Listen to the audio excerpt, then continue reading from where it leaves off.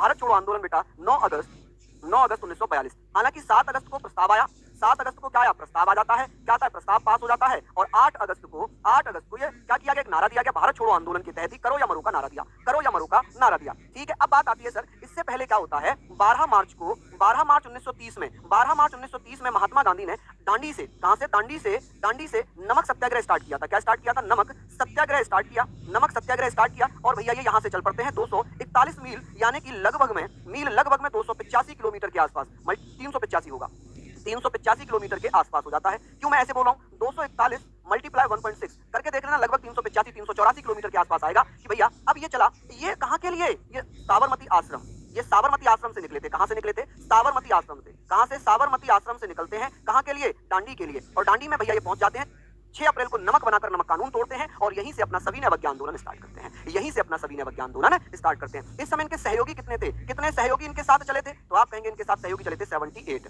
कितने चले थे, 78। आगे चलते निम्नलिखित में से किसने सभी तीनों गोलमेज सम्मेलन में भाग लिया था, कौन थे जिन्होंने तीनों गोलमेज सम्मेलन में हिस्सा लिया था। चलिए जल्दी जल्दी से बताइए किसने तीनों गोलमेज सम्मेलन में हिस्सा लिया था, जल्दी जल्दी से बता देंगे कि भैया कौन थे। यहां पर हम लोग बात कर रहे हैं, चलिए बताइए, बहुत शानदार लाजवाब प्रश्न आप लोगों की स्क्रीन पर है। तो आंसर क्या होगा, देखिए तीनों गोलमेज सम्मेलन में भाग लेने वाले ना तो मदन मोहन मालवीय थे, ना एनी बेसेंट थी, ना महात्मा गांधी थे, कौन थे, भीमराव अंबेडकर। अब 3 गोलमेज सम्मेलन हुए थे। गोलमेज सम्मेलन का मतलब क्या है, जो पहला गोलमेज सम्मेलन था वो कहां पर हुआ था, कि सर जो प्रथम गोलमेज सम्मेलन था, प्रथम गोलमेज सम्मेलन कब होता है। गोलमेज सम्मेलन क्यों कहा गया था, क्योंकि एक गोल टेबल के चारों तरफ बैठकर यह सम्मेलन हुआ था 12 नवंबर 1930 से लेकर 12 नवंबर 1930 से लेकर 19 जनवरी 1931 को यह चला था। ठीक है जी, अब ये हुआ कहां था, ये कहां पर होता है, कौन से स्थान पर यह हुआ था, प्रथम गोलमेज सम्मेलन। तो प्रथम गोलमेज सम्मेलन मेरे भैया सेंट जेम्स पैलेस में हुआ था। कहां पर, आप कहेंगे सर सेंट जेम्स पैलेस में होता है, जेम्स पैलेस में होता है। कहां पर पड़ता है जी ये, तो आप कहेंगे सर ये पैलेस कहां पड़ता है, तो ये पैलेस पड़ता है जी लंदन में। कहां पर, लंदन में ये पैलेस पड़ता है, तो इसको आप लोग लिखना।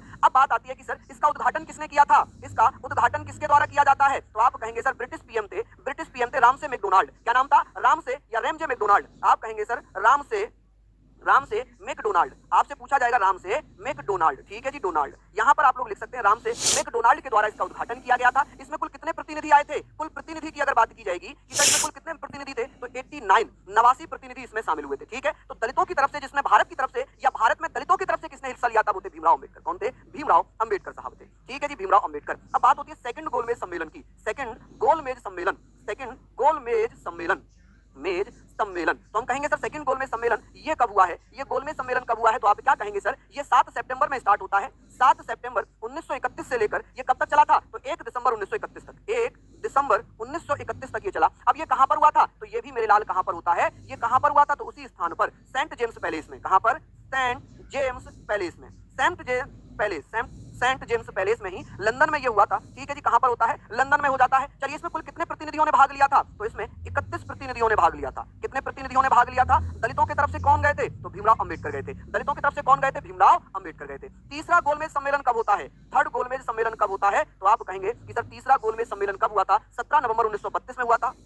कब, 17 नवंबर 1932 में। क्लियर है जी ये, तो आप कहेंगे सर 17 नवंबर 1932 से लेकर ये कब तक चला था, सितंबर तक चला था। क्या, तो ये 24 दिसंबर तक चला था बेटा। कब तक, 24 दिसंबर 1932 तक ये चला था। और ये कहां पर होता है, तो इसमें वही सेम होता है। इसमें कुल प्रतिनिधि बताने बस कि सर इसमें कितने प्रतिनिधि शामिल हुए थे, इसमें प्रतिनिधियों की संख्या कितनी थी, तो आप कहेंगे सर इसमें प्रतिनिधि आए थे 46 प्रतिनिधि आए थे। अब तीनों गोलमेज सम्मेलन में हिस्सा लेने वाले कौन थे, तो आप कहेंगे महात्मा गांधी थे, अंबेडकर थे, एनी बेसेंट थी, आप कहेंगे अंबेडकर। महात्मा गांधी ने किसमें हिस्सा लिया था, दूसरे गोलमेज सम्मेलन में महात्मा गांधी जी हिस्सा लेते हैं। अच्छा, एनी बेसेंट के बारे में बात करते हैं। इन्होंने होम रूल लीग स्थापना की थी, होम रूल लीग की स्थापना कर दी थी जी। कब, तो आप कहेंगे जी 1916 में, 1916 में अडयार में। कहां पर, अडयार पड़ता है जी मद्रास में। कहां पर, मद्रास में। और यही वो महिला होंगी जो बेटा कांग्रेस की पहली महिला अध्यक्ष बनी थी। किसकी, कांग्रेस की पहली भारतीय महिला, कांग्रेस की भारतीय नहीं थी, भारतीय तो सरोजिनी नायडू बनी थी, कांग्रेस की प्रथम महिला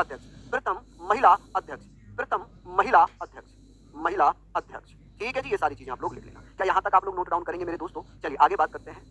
चलिए बहुत बढ़िया, आगे चलते हैं कि जवाहरलाल नेहरू के नेतृत्व में मुस्लिम लीग अंतरिम सरकार में कब शामिल हुई। कल मैंने क्वेश्चन किया था कि भैया अंतरिम सरकार का गठन कब हुआ है, आज है कि मुस्लिम लीग ने कब हिस्सा लिया था। चलिए जल्दी जल्दी से बता दीजिए इसका क्या आंसर है और कौन कौन बच्चे बता रहे हैं। हाँ जी बहुत बढ़िया, हम लोग यहाँ पर बात करेंगे कि भैया कब है, इसमें मुस्लिम लीग ने हिस्सा नहीं लिया था, मुस्लिम लीग ने हिस्सा नहीं लिया था, मुस्लिम लीग ने हिस्सा नहीं लिया था। ठीक है जी, मुस्लिम लीग ने इसमें हिस्सा नहीं लिया। मुस्लिम लीग ने हिस्सा कब लिया था? तो 24 अक्टूबर 1946 में मुस्लिम लीग ने इसमें हिस्सा ले लिया था। ठीक है जी, क्या 24 अक्टूबर को लिया था क्या? बताइए जल्दी जल्दी से। बहुत बढ़िया। अब बात करते हैं सर, अंतरिम सरकार की घोषणा कब हुई थी? तो आप कहेंगे अंतरिम सरकार की घोषणा कब की गई थी? सरकार की घोषणा कब की जाती है? तो आप कहेंगे कि सर घोषणा कब हो गई थी? तो भैया 24 अगस्त 1946 में घोषणा हो गई थी। ठीक है भैया, चलिए आगे हम लोग बात करते हैं। नेक्स्ट है, भारतीय संविधान में संविधान संशोधन की अवधारणा निम्नलिखित में से किस देश से ली गई है? चलिए जल्दी जल्दी से बताते रहिए।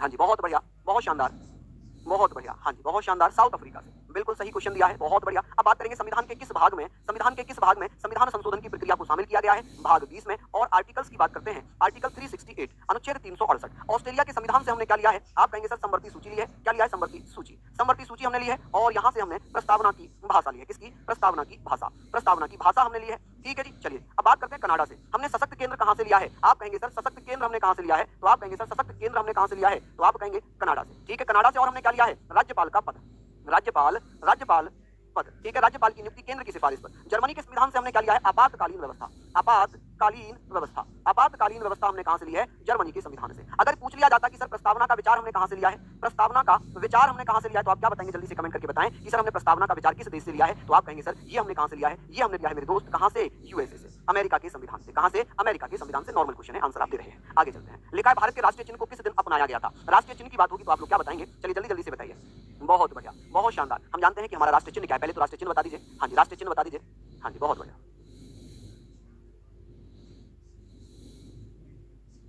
मैपल्स, मैप माई इंडिया, भारत का अपना।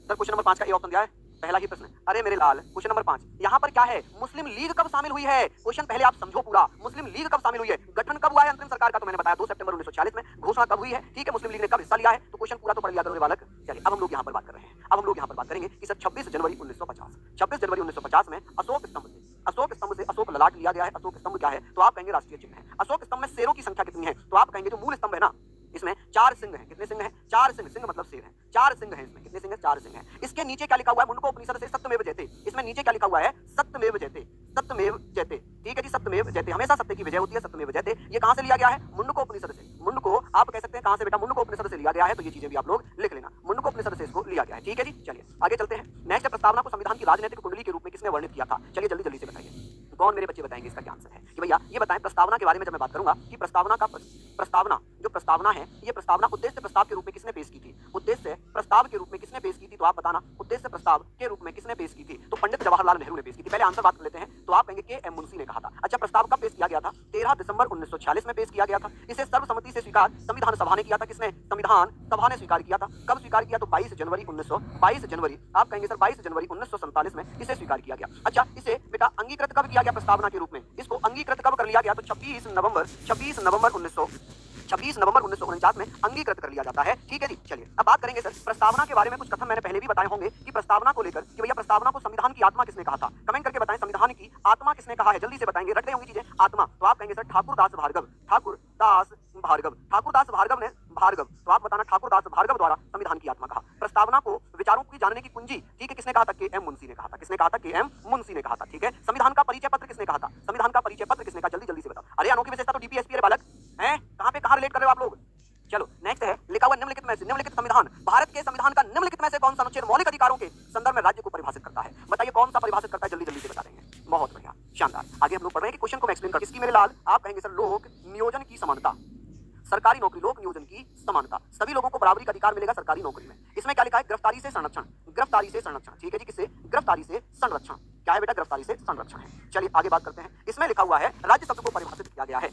इसमें क्या है? इसमें लिखा है उपाधियों का अंत। किसका अंत? उपाधियों का अंत। आप कहेंगे उपाधियों का अंत। ठीक है जी, किसका अंत? उपाधियों का अंत। अब बात आती है राज्य, राज्य कैसे बनेगा? राज्य की परिभाषा किस किस आर्टिकल में दी हुई है? परिभाषा, तो आप कहेंगे सर राज्य की जो परिभाषा है, ये परिभाषा क्या क्या है? तो बेटा परिभाषा कैसे बनेगी? भारत सरकार से। किससे? भारत सरकार, भारत सरकार, संसद क्या शामिल हो जाएगी इसमें? संसद, विधानमंडल, यहाँ पर क्या हो जाएगी? राज्य सरकार। क्या हो जाएगी बेटा? राज्य सरकार हो जाएगी। राज्य सरकार भी इसमें शामिल होगी, राज्य सरकार। राज्य सरकार के साथ बेटा राज्य सरकार हो जाएगी। चौथे नंबर पे राज्य विधानमंडल हो जाएगा। क्या होगा? राज्य विधानमंडल। राज्य की परिभाषा बता रहा हूँ, राज्य का विधानमंडल इसमें शामिल होगा। इसमें अन्य, इसमें स्थानीय प्राधिकरण, स्थानीय प्राधिकरण स्टार्ट हो जाएंगे। प्राधिकरण, स्थानीय प्राधिकरण, प्राधिकरण, स्थानीय प्राधिकरण शामिल होंगे। और भैया अन्य अन्य प्राधिकरण भी इसमें शामिल हो जाएंगे, प्राधिकरण इसमें शामिल होंगे। अब बात आती है कि सर राज्य की परिभाषा कितने आर्टिकल्स में दी हुई है, राज्य की परिभाषा कितने अनुच्छेदों में है? तो राज्य की परिभाषा 3 आर्टिकल्स में दी हुई है, राज्य की परिभाषा 3 आर्टिकल। अनुच्छेद कौन सा है? 12, अनुच्छेद 12, अनुच्छेद 36, अनुच्छेद 36, अनुच्छेद 100, अनुच्छेद 152, अनुच्छेद 152, इन तीनों आर्टिकल में राज्य शब्द को परिभाषित किया गया है। अब राज्य का मतलब ये नहीं है, राज्य का मतलब ये नहीं है कि किसी उत्तर प्रदेश की परिभाषा है या हिमाचल की परिभाषा है ना, किसकी परिभाषा के बारे में वर्णन है कि भैया यहाँ पर हमारे नेशन को, हमारे देश को वर्णित किया गया। ठीक है जी, चलिए बहुत बढ़िया।